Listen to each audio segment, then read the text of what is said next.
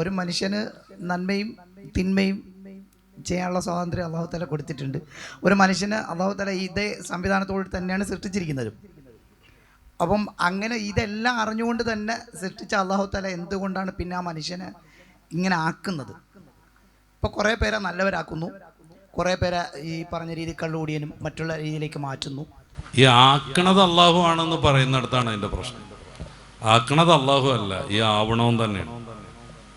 എന്ന് വെച്ചാൽ ഞാൻ ഉദാഹരണം പറഞ്ഞാൽ എങ്ങനെയാണ്, ഞാനിങ്ങനെ കാർ ഓടിച്ചു വരികയാണ്. ആ കാറ് വലതുവശത്തേക്കും ഇടതുവശത്തേക്കും തിരിക്കാൻ പറ്റും എന്ന് സങ്കല്പിച്ചോളൂ. സാധാരണ അങ്ങനെയല്ലേ കാറൊക്കെ ഉണ്ടാവുക, അല്ലേ? എന്നിട്ട് വലതുവശത്ത് നല്ല സൂപ്പറായ റോഡുണ്ട്, ഇടതുവശത്ത് ആകെ ഗട്ടറൈസ്ഡ് കുണ്ടും കുഴിയൊക്കെ ഉള്ള റോഡുണ്ട്. അത് പോയി വീണത് അഗാധമായൊരു കുഴിയിലേക്കാണ്, അതിലാകെ മുള്ളും കമ്പിയൊക്കെ വിതറിയിട്ടുണ്ട്. അവിടെ എത്തി. ഇപ്പൊ നമ്മളിങ്ങനെ ടീ പോലെ ആവുകയാണ് കേട്ടോ, റോഡ് ടീ പോലെ ആവുകയാണ്.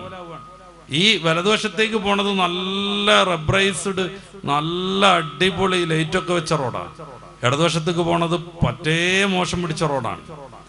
അവിടെ എത്തിയിട്ട് ഡ്രൈവറാകുന്ന ചങ്ങാതി ഇടതുവശത്തേക്ക് വണ്ടി വിട്ടു, ടയർ പഞ്ചറായി വീണു, കുഴിയിലൊക്കെ വീണു.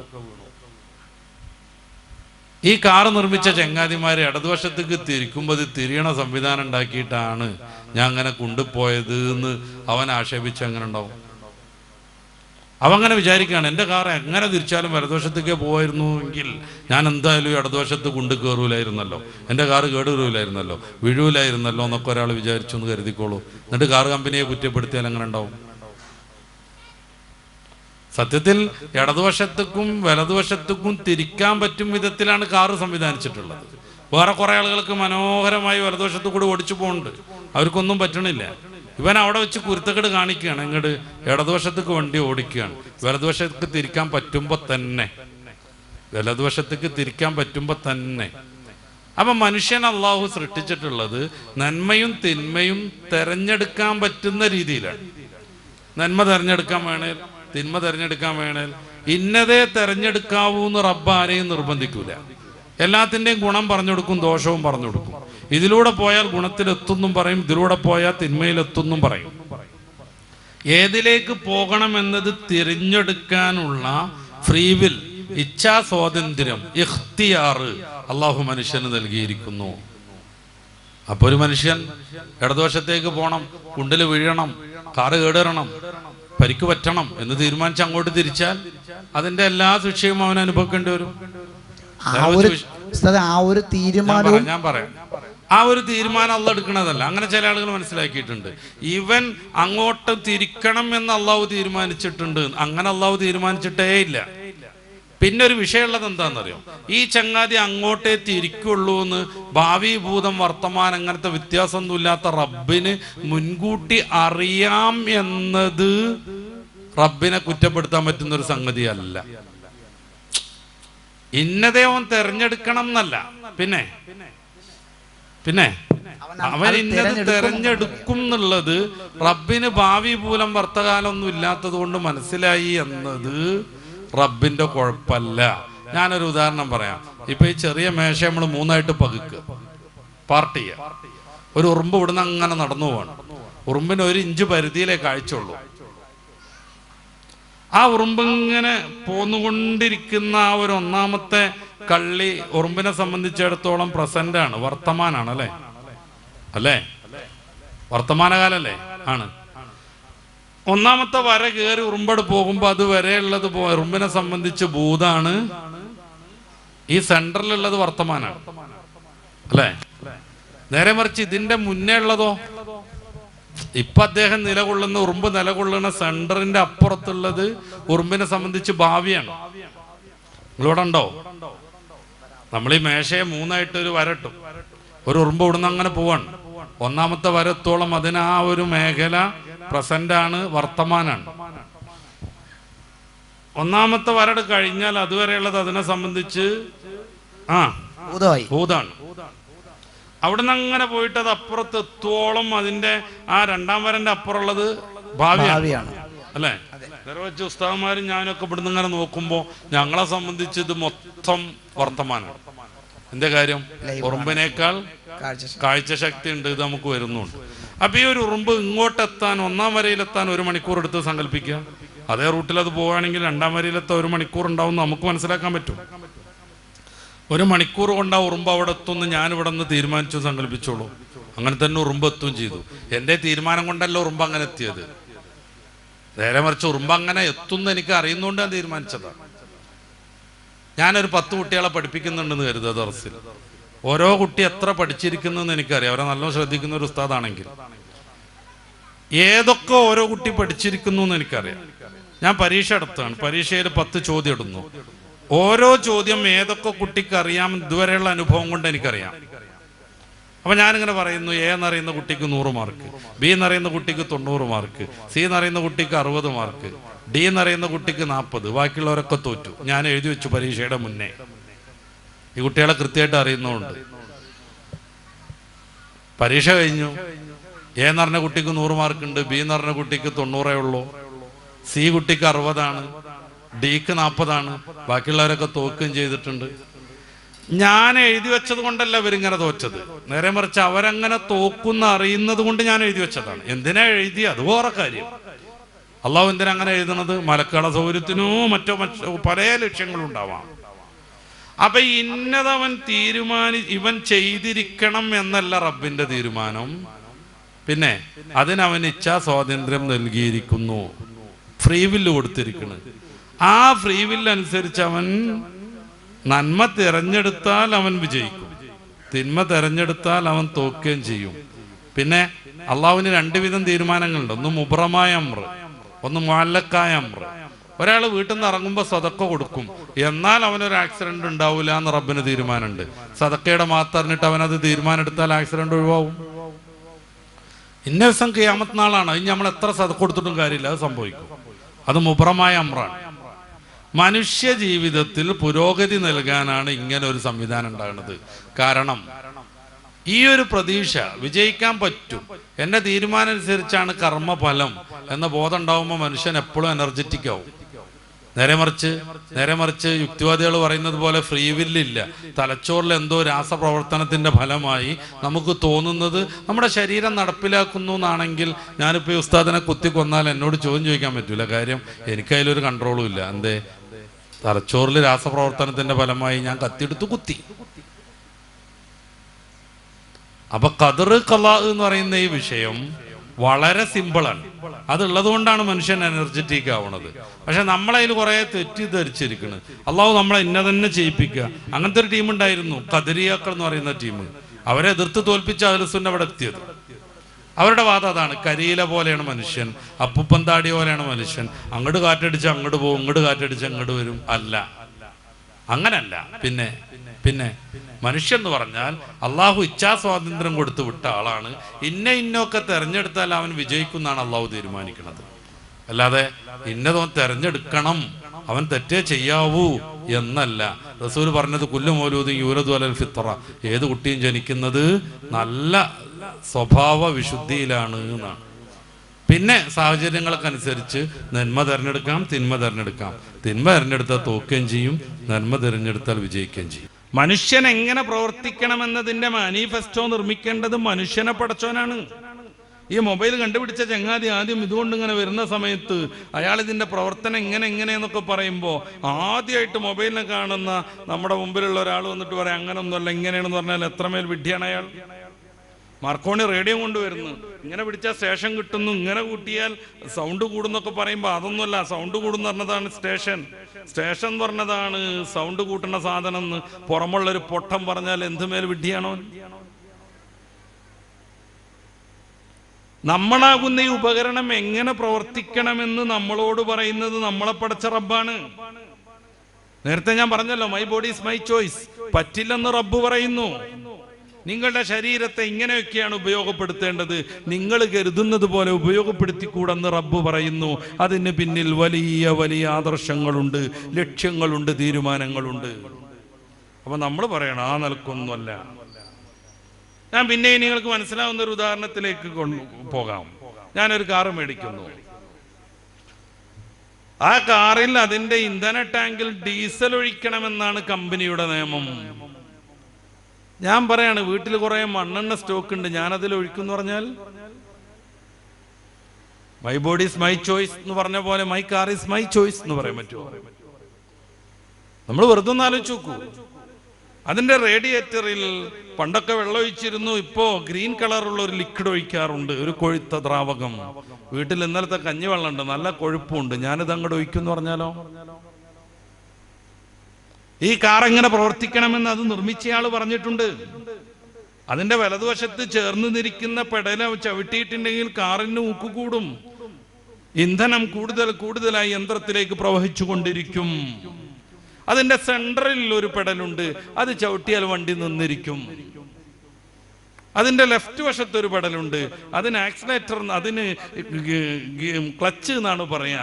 അത് ഉപയോഗിക്കേണ്ടത് ഇന്ന സമയത്താണ് എന്നൊക്കെ കമ്പനി അതിന്റെ ഒരു ബുക്കിൽ, അതിന്റെ ഒരു ചെറിയ നോട്ടീസിൽ എഴുതി തരുമ്പോ ഒരു പൊട്ടനായ ഡ്രൈവർ ഇങ്ങനെ വിചാരിക്കുകയാണ് ഇത് എന്റെ കാറാ, ഫുൾ കാശ് ഞാൻ കൊടുത്തിട്ടുണ്ട്, ടയോട്ടയായിട്ട് ഇനി ഒരു ബാധ്യതയും നിലനിൽക്കണില്ല, ഇത് ഞാൻ കൂടെ ടാക്സ് കൊടുക്കുന്ന റോഡാണ്, my car is my choice, എൻ്റെ കാർ ഞാൻ എനിക്ക് ഇഷ്ടമുള്ള മാതിരി ഉപയോഗിക്കുമെന്നൊരു പൊട്ടൻ തീരുമാനിച്ചാൽ, ഒരു വളവിൽ അത്യാവശ്യം 90 സ്പീഡിൽ ഇയാൾ ഇങ്ങനെ പാറിക്കൊണ്ടിരിക്കുകയാണ്, അപ്പുറത്തുനിന്ന് നിറയെ മെറ്റൽ നിറച്ചിട്ടൊരു വലിയ ലോറി ടോറസ് ഇങ്ങനെ കടന്നു വരുന്നു, അവനൊത്തിരി സ്പീഡിലാണ്, രണ്ടുപേരും ഇങ്ങനെ ചുംബിക്കാൻ നിൽക്കുകയാണ്.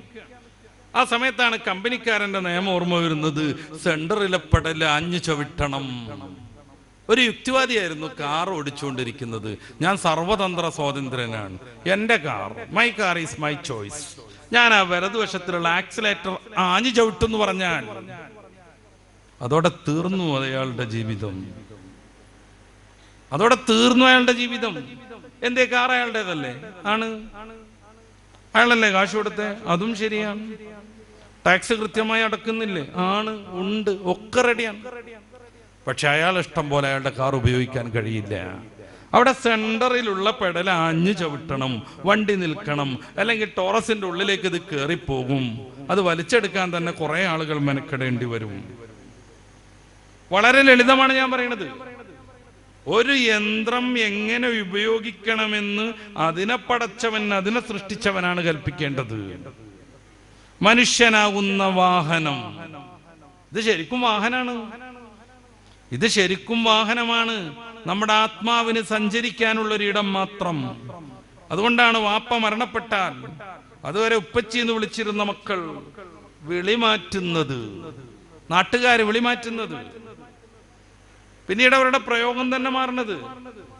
രോഗമായി മരണത്തിന് തുല്യം വാപ്പ കിടക്കുമ്പോ വാപ്പനെ കുളിപ്പിക്കണ്ടേ എന്ന് പറഞ്ഞിരുന്ന മക്കൾ വാപ്പന്റെ മയ്യത്ത് കുളിപ്പിക്കണ്ടേ എന്ന് ചോദിക്കുന്നു. വാപ്പ എവിടെ? അസ്രായേല് പോയിട്ടുണ്ട് വാപ്പയുമായി. വാപ്പനെ എപ്പോഴാണ് എടുക്കുക എന്നല്ല ചോദ്യം, വാപ്പയുടെ മയ്യത്തപ്പ എടുക്കുന്നു എന്നാണ്. വാപ്പയെ എപ്പ മറമാടുന്നു എന്നല്ല ചോദ്യം, വാപ്പയുടെ മയ്യത്തപ്പ മറമാടുന്നു എന്നാണ്. ആരായിരുന്നു വാപ്പ? വാപ്പയുമായി അസ്രായേൽ പോയിട്ടുണ്ട്. ആ വാപ്പയ്ക്കും മകനും എനിക്കും നിങ്ങൾക്കും സഞ്ചരിക്കാനുള്ള വാഹനമാണ് ഈ കാണുന്ന ബോഡി. ഇതെങ്ങനെ ഉപയോഗപ്പെടുത്തണം? ഇതിലേക്ക് ഏത് വെള്ളം ചേർക്കണം? കള്ളു കുടിക്കരുതെന്ന് മനുഷ്യനെ പടച്ച റബ്ബ്, മനുഷ്യന്റെ ജീവിത രീതിയാവുന്ന മാനിഫെസ്റ്റോ, ദി ലാസ്റ്റ് ടെസ്റ്റമെന്റ്, അവസാന നിയമം, പരിശുദ്ധ ഖുർആൻ 5-ാം അധ്യായം സൂറത്ത് മാഇദയുടെ 90-ാമത്തെ വചനത്തിൽ പറയുന്നു, ഇന്നമൽ ഖംറു വൽ മൈസിർ, ഇതിലൂടെ മദ്യം കയറ്റരുത്. കാറിന്റെ ടാങ്കിൽ ഡീസൽ ഒഴിക്കണം, മണ്ണെണ്ണ പാരരുതെന്ന് കമ്പനി പറയുന്നത് പാലിക്കാൻ നാം തയ്യാറാകുന്നുണ്ടോ? മനുഷ്യനെ പടച്ച റബ്ബ് പറയുന്നു ഇതിലൂടെ മദ്യം കയറ്റരുതെന്ന്, അത് പാലിക്കാനും നമ്മൾ നിർബന്ധിതരാണ്. കാറ് 2 ആഴ്ച നമ്മൾ ഇട്ടു പോകില്ല. ഉംറക്ക് പോകുമ്പോൾ അയൽവാസിനെ ഏൽപ്പിക്കും, നീ അതൊന്ന് കൊണ്ടുവന്നിട്ട് ചാട്ടാക്കി വെക്കണം എന്ന്, അല്ലെങ്കിൽ ബാറ്ററി ഇറങ്ങിപ്പോകുന്നു. ഈ വാഹനം ഇങ്ങനെ തന്നെ നിടക്കരുത്, 5 നേരം കുനിയണം, ഓരോ സന്ധിയൊക്കെ നടക്കണം എന്ന് റബ്ബ് പറഞ്ഞിട്ടുണ്ടെങ്കിൽ അത് ചെയ്യേണ്ടി വരും, അത് ചെയ്യേണ്ടി വരും. ഇടക്കിടക്ക് നമ്മുടെ ഓയിലും അതിലുള്ള വസ്തുക്കളൊക്കെ ഒന്ന് മാറ്റണം എന്ന് കമ്പനി പറയുമ്പോ ഓയിൽ ചേഞ്ചിന് മനുഷ്യൻ നിർബന്ധിതനാകുന്നത് പോലെ നമ്മുടെ ശരീരത്തിൽ അടിഞ്ഞുകൂടിയിട്ടുള്ള സംഗതികളൊക്കെ ഒന്ന് പോട്ടെ, ഇടക്കിടക്ക് നോമ്പെടുക്കണമെന്ന് മനുഷ്യനോട് റബ്ബ് പറഞ്ഞാൽ അത് നമ്മൾ സ്വീകരിക്കേണ്ടി വരും. ആ നിയമസംഹിതയാണ് ഇസ്ലാം. മനുഷ്യനെ പടച്ചവൻ മനുഷ്യൻ ജീവിക്കാൻ എങ്ങനെയൊക്കെയാണ് മാർഗങ്ങളെന്ന് പറഞ്ഞു തന്ന വിശുദ്ധമായ ആദർശം. ഞാൻ തുടക്കത്തിൽ പറഞ്ഞു, വലുന്നിലാഹിയുൻ, ദൈവികമായ സംവിധാനം. ഇതിൽ ജനിക്കാൻ ഭാഗ്യം കിട്ടിയവരാണ് നമ്മളെല്ലാവരും. മഹാനായ യാക്കൂബ് നബി അലൈഹിസ്സലാത്തു വസ്സലാം മരണവക്രത്തിൽ തന്റെ മക്കളെയെല്ലാം വിളിച്ചു കൂട്ടിക്കൊണ്ട് നടത്തുന്ന ഒരു ഉപദേശം പരിശുദ്ധ ഖുർആൻ സൂറത്തുൽ ബഖറയുടെ 130 മുതലുള്ള വചനങ്ങളിൽ ഉദ്ധരിക്കുന്നുണ്ട്. അം കുൻതും ശുഹദാ ഇദ് ഹളറ യാക്കൂബൽ മൗത്ത് ഇദ് ഖാല ലിബനി, മക്കളോട് യാക്കൂബ് നബി മരണ സന്ദർഭത്തിൽ പറഞ്ഞു, മാ തഅബദൂന മിൻ ബഅദി ഇന്നല്ലാഹ അസ്തഫാ ലക്കുമുദ്ദീൻ, മക്കളെ, അള്ളാഹു നിങ്ങൾക്ക് ഇസ്ലാമിനെ ദീനായി തെരഞ്ഞെടുത്ത് തന്നിരിക്കുന്നു. വലാ തമൂതുന്ന ഇല്ലാ വഅൻതും മുസ്ലിമൂൻ, ഇനി മുസ്ലിങ്ങളായിട്ട് വേണം മരിക്കാനും. ഇടക്ക് വെച്ച് വ്യതിചലിക്കരുത്, എക്സായി പോകരുത്, മുസ്ലിമായിട്ട് തന്നെ വേണം മരിക്കാനും.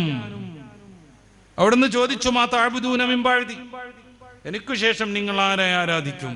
നഅബുദു ഇലാഹക വഇലാഹ ആബായിക ഇബ്രാഹിം വഇസ്മാഈൽ വഇസ്ഹാഖ് ഇലാഹം വാഹിദ, അങ്ങ് പഠിപ്പിച്ച ഇലാഹിനെ, അങ്ങയുടെ പിതാവാകുന്ന ഇബ്രാഹിം നബിയും ഇസ്മായിൽ നബിയും ഇസ്ഹാഖ് നബിയും പഠിപ്പിച്ച ഇലാഹിനെ, ഏകനാം അള്ളാഹുവിനെ ഞങ്ങൾ ആരാധിക്കും.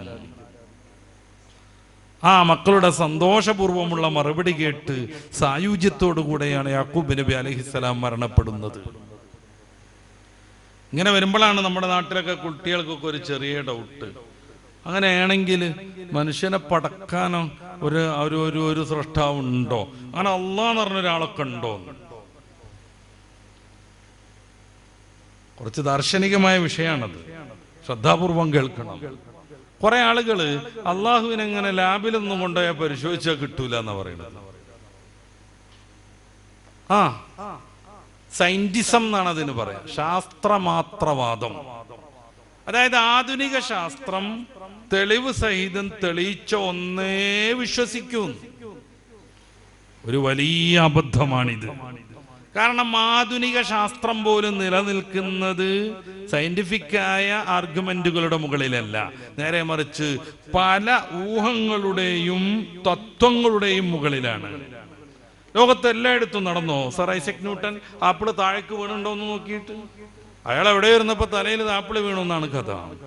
അപ്പൊ അയാൾക്ക് ബോധമായി, ലണ്ടനിൽ ആപ്പിള് താഴേക്കാണ്, എന്നാൽ അമേരിക്കയിലോ അടുത്ത ഫ്ലൈറ്റിന് കയറാം, അവിടെ പോയേക്കാം. അവിടെ പോയി നോക്കി, ഓ ഇവിടെയും കൊള്ളാം, ഇവിടെ ആപ്പിള് താഴേക്കന്നെ. ഇനിയിപ്പോ ആഫ്രിക്കയിൽ എന്തായിരിക്കും? അവിടെ പോയി നോക്കുക, അവിടെ ചെന്ന് നോക്കുമ്പോണ്ട് തേങ്ങയും ചക്കൊക്കെ താഴേക്ക് വീണ്, അതും അയാൾ ഉറപ്പിച്ചു. ഇപ്പൊ ഇന്ത്യയിൽ വരണല്ലോ, നമ്മുടെ കോമാങ്ങയും നമ്മുടെ പഴഞ്ചക്കൊക്കെ താഴെക്കന്നെ വീണ് അയാൾക്ക് ബോധ്യായി. ഇങ്ങനെ വല്ല പരിശോധന അയാൾ നടത്തിയോ? ഇല്ല. ആപ്പിള് വീണപ്പോൾ ഈ കോമൺ സാഹചര്യങ്ങളിലൊക്കെ അങ്ങനെ വീഴുമെന്ന് അയാൾ ഊഹിച്ചെടുത്തു. ഇത് സയന്റിഫിക് ആയ എവിഡൻസ് അല്ല. നമ്മുടെ മിർഖാത്ത് പോലെയുള്ള ശറഹുത്തദീബ് പോലെയുള്ള മന്തിഖിന്റെ കിതാബിലൊക്കെ പറയുന്ന ഇസ്തിഖ്റാ എന്ന് പറയുന്ന സംഗതിയാണിത്. ഇസ്തിഖ്റാ കുറേയേറെ ഭാഗങ്ങളെ പരിശോധിച്ച് പൊതുവായൊരു ഹുക്കുമ് നടത്തുക. അപ്പൊ ഇന്നെല്ലാവരും ഗ്രാവിറ്റി എന്ന സിദ്ധാന്തം വിശ്വസിക്കുന്നു. എന്ന് വെച്ചാൽ ഭൂമി സ്ഥൂല വസ്തുക്കളെ അതിന്റെ കേന്ദ്രത്തിലേക്ക് ആകർഷിച്ചുകൊണ്ടിരിക്കുന്നു, അതുകൊണ്ടാണ് മേലക്കിട്ട പന്ത് താഴേക്കന്നെ വരുന്നത്. പക്ഷെ ലോകത്ത് എല്ലായിടത്തും നടന്ന് പരീക്ഷണം നടത്തിയിട്ടല്ല അങ്ങനെ ഒരു തീരുമാനത്തിലേക്ക് ഇതിന്റെ ഉപജ്ഞാതാവുന്ന സർ ഐസക് ന്യൂട്ടൻ എത്തുന്നത്. ഇത് ശാസ്ത്രീയ തിയറിയാണ്. ഗ്രാവിറ്റേഷൻ കണ്ടുപിടിക്കുന്നത് താത്വികമായൊരു സംവിധാനമാണ്. അല്ലെങ്കിൽ സയന്റിഫിക് ആയ കാര്യങ്ങൾ കൊണ്ട് മാത്രം ഒരു ലാബ് കൊണ്ടുപോയി പരിശോധിച്ചാൽ മാത്രമേ ഒന്ന് വിശ്വസിക്കാൻ പറ്റുള്ളൂ എന്ന് പറയാൻ പറ്റൂ. ഇപ്പൊ ഫറോവ ജീവിച്ചിരുന്നു, അറ്റ്ലീസ്റ്റ് ഗാന്ധിജി ജീവിച്ചിരുന്നു.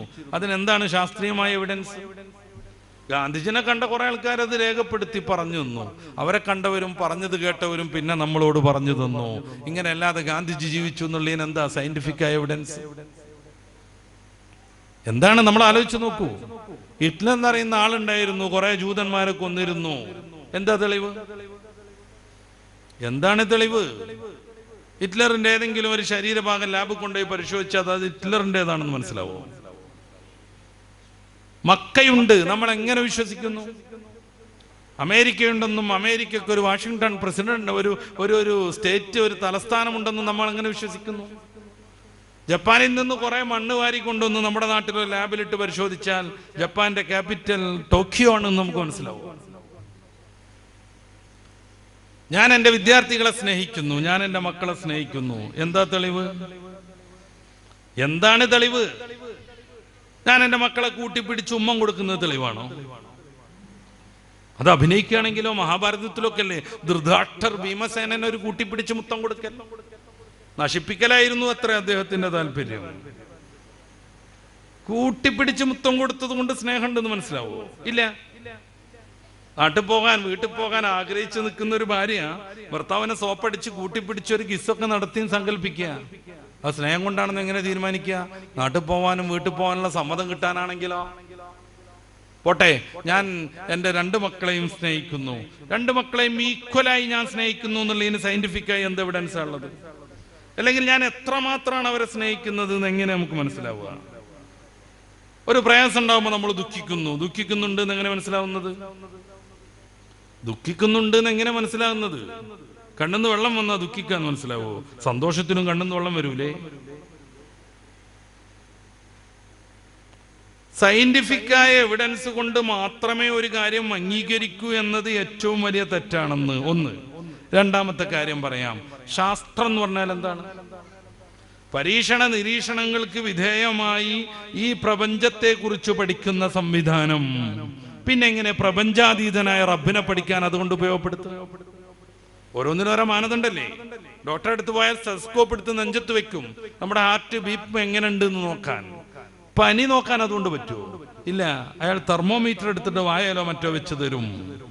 എന്തത്ര വലിയൊരു സ്റ്റെതസ്കോപ്പ് ഉണ്ടായിട്ട് പനി നോക്കാൻ ഒരു കുഞ്ഞു സാധനം എന്ന് ചോദിക്കാൻ പറ്റുമോ? പനി നോക്കണമെങ്കിൽ ഈ സ്റ്റെതസ്കോപ്പ് പറ്റില്ല, അതിന് തെർമോമീറ്റർ വേണം. എന്നാൽ ഹാർട്ടിന്റെ ബീപ്പ് നോക്കാൻ ഈ തെർമോമീറ്റർ കൊണ്ട് പറ്റില്ല, അതിന് സ്റ്റെതസ്കോപ്പ് വേണം. നമ്മളാരും റേഷൻ കടയിൽ പോയിട്ട് 4 മീറ്റർ മണ്ണെണ്ണ വേണമെന്ന് പറയാറില്ല. അതല്ലെങ്കിൽ ഒരു ടെക്സ്റ്റൈൽസ് പോയിട്ട് എനിക്കൊരു ജുബ്ബ് അടിക്കാൻ വേണ്ടിയിട്ട് ഒരു 2 ലിറ്റർ തുണി വേണമെന്നും പറയാറില്ല. എന്താ കാര്യം? ലിറ്റർ എന്നത് വേറൊരു വിധം അളവ് മാനദണ്ഡമാണ്, മീറ്റർ എന്നത് മറ്റൊരു ക്രമമാണ്. അപ്പൊ ഓരോന്നിനെയും അളക്കാനുള്ള വ്യത്യസ്തങ്ങളായ മാനദണ്ഡങ്ങളുണ്ട്. പ്രപഞ്ചത്തെ കുറിച്ച് അന്വേഷിച്ച് പരീക്ഷണം നടത്തി നിരീക്ഷണം നടത്തി പിന്നെയും ചർച്ച ചെയ്ത് മാറ്റി പിന്നെയും തിരുത്തിയൊക്കെ തീരുമാനമെടുക്കാനുള്ളതാണ് ശാസ്ത്രം എന്ന് പറയുന്ന സംഭവം. പ്രപഞ്ചാതീതനായ റബ്ബിനെ അളക്കാൻ ഈ ശാസ്ത്രത്തിന്റെ നിയമങ്ങൾ കൊണ്ട് സാധ്യമല്ല. മാലാഖയുണ്ടെന്ന് കണ്ടുപിടിക്കാൻ ഈ ശാസ്ത്രത്തിന്റെ നിയമം കൊണ്ട് സാധ്യമല്ല. സ്വർഗവും നരകവും കണ്ടെത്താൻ ഈ ശാസ്ത്രത്തിന്റെ നിയമം കൊണ്ട് സാധ്യമല്ല. പ്രപഞ്ചാതീതനായ റബ്ബിനെ ശാസ്ത്രം കൊണ്ട് തെളിയിക്കണം എന്ന് പറയുന്നത് ശാസ്ത്രത്തെ കുറിച്ച് പോലും ഒരു ബോധമില്ലാത്തതിന്റെ കാരണം കൊണ്ടാണ്. ഇങ്ങനെ വരുമ്പോ എന്റെ സ്നേഹത്തെ കുറിച്ച് പോലും ശാസ്ത്രം കൊണ്ട് തെളിയിക്കാൻ പറ്റൂലെങ്കിൽ, ഒരു മനുഷ്യന്റെ വിചാരങ്ങളെ ശാസ്ത്രം കൊണ്ട് അളക്കാൻ പറ്റില്ലെങ്കിൽ, ശാസ്ത്രം ഇത്രമേൽ പുരോഗമിച്ചിട്ടും ഈ പ്രപഞ്ച രഹസ്യങ്ങളിൽ വളരെ കുറഞ്ഞ ശതമാനം മാത്രമേ അനാവരണം ചെയ്യാൻ പറ്റിയിട്ടുള്ളൂവെങ്കിൽ, ഏതൊരു സംഗതിക്കും ഒരു കാരണമുണ്ടെന്ന് നമ്മുടെ മുന്നിൽ ശാസ്ത്രം തെളിയിച്ചു കൊണ്ടിരിക്കുമ്പോ ഈ മഹാപ്രപഞ്ചത്തിനൊരു കാരണമില്ലെന്ന് അങ്ങനെ തന്നെ അന്ധവിശ്വാസം നടത്തണമെന്ന് നിർബന്ധിക്കുകയാണ് മതവിരുദ്ധരായ ആളുകൾ. ഒരു 4 ദിവസം മുന്നേ സ്റ്റേജ് ഇവിടെ അല്ലായിരുന്നു. പിന്നീട് ആരൊക്കെയോ നമ്മുടെ പ്രവർത്തകർ ചേർന്ന് സ്റ്റേജ് നിർമ്മിച്ചപ്പോൾ അതുണ്ടായി. ഈ ഭൂമിയിലുള്ള ഏതേത് വസ്തുവും അതുണ്ടാവാൻ, രൂപപ്പെടാൻ, എത്തിച്ചേരാൻ ഒരു കാരണം വേണം. ഈ കാരണത്തെ, ആത്യന്തികമായ കാരണത്തെ നിഷേധിക്കുകയാണെങ്കിൽ ശാസ്ത്രത്തിന് പോലും പിന്നെ നിലനിൽക്കാൻ കഴിയില്ല. നന്നായിട്ട് ശ്രദ്ധിച്ചു കേൾക്കണം. ആപ്പിള് താഴേക്ക് വീണപ്പോൾ എന്തുകൊണ്ട് താഴേക്ക് പോന്നു എന്ന് സർ ഐസക് ന്യൂട്ടൻ ചിന്തിച്ചിട്ടില്ലെങ്കിൽ ശാസ്ത്രത്തെ ഒരു കാലത്ത് മുന്നോട്ട് നടത്തിയ ഗ്രാവിറ്റി എന്ന് പറയുന്ന സാധനത്തെ കുറിച്ച് നമുക്ക് പിടുത്തം കിട്ടൂല. തൻ്റെ ചെറുപ്പത്തിൽ അമ്മ ഈ ഒഴിച്ചു കൊടുക്കാൻ വാലുള്ള ആ ഒരു ടൈപ്പ് പാത്രം, ഞങ്ങളാ ഭാഗത്തൊക്കെ കിണ്ടി എന്നാണ് പറയുന്നത്, അതുപോലെയുള്ള ആ സാധനത്തിൽ വെള്ളം ചൂടാക്കാൻ വെച്ചപ്പോ അതിൻ്റെ ഈ വാലിലൂടെ പുകങ്ങനെ ആവി പുറത്തു വരുന്നത് കണ്ടപ്പോഴാണ് കൗതുകം തോന്നിയിട്ട് തോമസ് ആൽവാ എഡിസൺ അവിടെ കുറച്ച് കടലാസൊക്കെ വെച്ചിട്ട് അമർത്തി പിടിക്കണത്. അതോടുകൂടെ അതിൻ്റെ അടപ്പ് ഇങ്ങനെ ടപ്പ് ടപ്പ് ടപ്പ് നിളകാൻ തുടങ്ങി. പിശാച്ചാന്ന് കരുതിയിട്ട് അയാൾ ആദ്യം ഓടി. പിന്നെ അയാൾക്ക് ഇങ്ങനെ തോന്നി, ഇത് തുറന്നു നടക്കുമ്പോൾ കയറാത്ത പിശാച്ച് എങ്ങനെ അടച്ചു വെച്ചപ്പോൾ കയറിയത്. അയാൾ ധൈര്യം സംഭരിച്ച് ഇങ്ങനെ വന്നു അതിൻ്റെ അടുത്തേക്ക്. അപ്പോഴാണ് നീരാവിയുടെ ചലനം കൊണ്ടാണിത്, സമ്മർദ്ദം കൊണ്ടാണിത് പിടക്കണത് എന്ന് അയാൾക്ക് മനസ്സിലായത്. ആ ഒരു അനുഭവത്തിൽ നിന്നാണ് അയാൾ ആവിയന്ത്രം കണ്ടുപിടിക്കുന്നത്. ആ ആവിയന്ത്രമാണ് പിന്നീട് കൽക്കരി യന്ത്രമായി മാറിയത്. പിന്നീട് നമ്മളൊക്കെ ഓടിച്ചുകൊണ്ടിരിക്കുന്ന കാറും ജീപ്പും തീവണ്ടിയും മറ്റ് വാഹനങ്ങളുമായി മാറിയത്. എന്തുകൊണ്ട് പുക അടച്ചു വെച്ചപ്പോൾ അടപ്പ് കുലുങ്ങി എന്നതിൻ്റെ കാരണം തോമസ് ആൽവാ എഡിസൺ അന്വേഷിച്ചിട്ടില്ലായിരുന്നുവെങ്കിൽ ഇന്നും നമ്മൾ കാളവണ്ടി യുഗത്തിലാകുമായിരുന്നു. ഏത് സംഗതിക്കും ഒരു കാരണം വേണം. വെറുതെ ഞാനിങ്ങനെ പറഞ്ഞു എന്ന് സങ്കല്പിക്കുക, ഞാനിന്നിങ്ങനെ ട്രെയിനിന് വരുമ്പോ അവിടെ ഒരു ചെറിയ ഇരുമ്പിന്റെ കഷ്ണം ഉണ്ടായിരുന്നു, ചെറുത്. ഞാനിങ്ങനെ നോക്കി നിൽക്കുക, അതിങ്ങനെ നീണ്ടു നീണ്ടു വന്നു. അഗ്രഭാഗം കൂർത്തു മുനയുള്ളതായി. മറുവശത്ത് ചെറിയൊരു ഹോള് വന്നു. അതൊരു സൂചിയായി യാദൃച്ഛികമായി മാറി എന്ന് പറഞ്ഞാൽ ഇതുവരെ ആയത്തു ഹദീസൊക്കെ പറഞ്ഞ മൂല്യത പച്ചക്കള്ളം പറയുന്നു എന്ന് നിങ്ങൾ വിലയിരുത്തും. അധികം സാങ്കേതിക വലിയ ഈ ഒരു ശാസ്ത്ര വിജ്ഞാനമൊന്നും വേണ്ട. ഒരു സൂചിനെ അങ്ങോട്ട് അടിച്ചു നീട്ടി ബാക്കിൽ ദ്വാരം നിർമ്മിച്ച് അതിനെ ഉപയോഗപ്രദമാക്കാൻ